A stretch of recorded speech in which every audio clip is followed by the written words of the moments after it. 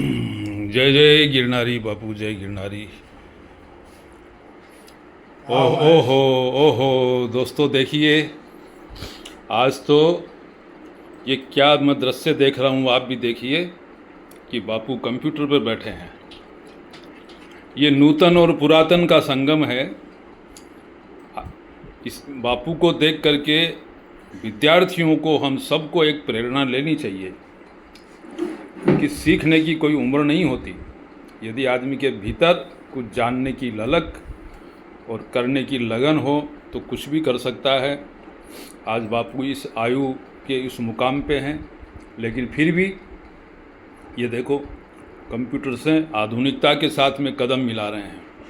और क्यों न मिलाएं, बापू की यही तो सोच है कि ये देखिए आज पूरा आश्रम सीसीटीवी कैमरे से सजग है।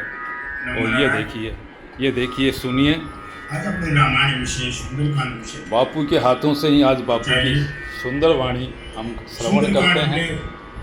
जीवन में रामायण में 8 कांड एमांथी एक कांड सुंदरकांड है, જે રામને અને હનુમાનજીની અતિ પ્રિય છે। એમાં રામનું અને સીતાનું મિલન કરાવવા માટેના પ્રયત્નો અને હનુમાનજીની આરાધના કરીને હનુમાનજીની કૃપા મેળવવાનો એક પાઠ છે, એ સુંદરકાંડ પાઠ છે। અને મિત્રો, જેને સુંદરકાંડનો પાઠ કર્યો છે તેનું જીવન સુંદર બને છે। એમાં